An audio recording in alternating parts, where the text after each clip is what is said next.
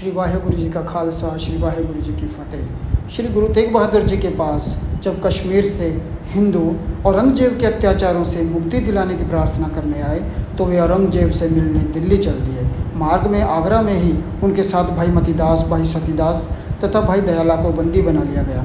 इनमें से पहले 2 सगे भाई थे। औरंगजेब चाहता था कि गुरुजी मुसलमान बन जाएं। उन्हें डराने के लिए इन तीनों को तड़पा तड़पा कर मारा गया, पर गुरुजी विचलित नहीं हुए। औरंगजेब ने सबसे पहले 9 नवंबर 1675 को भाई मतीदास को आरे से 2 भागों में चीरने को कहा। लकड़ी के 2 बड़े तख्तों में जकड़कर उनके सिर पर आरा चलाया जाने लगा। जब आरा 2-3 इंच तक सिर में धंस गया तो काजी ने उनसे कहा, मतीदास अब भी इस्लाम स्वीकार कर लो, शाही हकीम तेरे घाव ठीक कर देगा, तुझे दरबार में ऊंचा पद दिया जाएगा और तेरी 5 शादियां कर दी जाएंगी।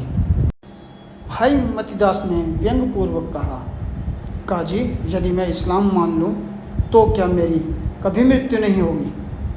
काजी ने कहा, ये कैसे संभव है? जो धरती पर आया है उसे मरना तो है ही। भाई जी ने हंसकर कहा, यदि तुम्हारा इस्लाम मजहब मुझे मौत से नहीं बचा सकता तो फिर मैं अपने पवित्र धर्म में रहकर ही मृत्यु का वर्ण क्यों ना करूं। उन्होंने जल्लाद से कहा कि अपना आरा तेज चलाओ जिससे मैं शीघ्र अपने प्रभु के धाम पहुंच सकूं। यह कहकर वे ठहाका मारकर हंसने लगे। काजी ने कहा कि वह मृत्यु के भय से पागल हो गया है। भाई जी ने कहा, मैं डरा नहीं हूँ, मुझे प्रसन्नता है कि मैं धर्म पर स्थित हूँ। जो धर्म पर अडिग रहता है उसके मुख पर लाली रहती है, पर जो धर्म से विमुख हो जाता है उसका मुंह काला हो जाता है। कुछ ही देर में उनके शरीर के 2 टुकड़े हो गए।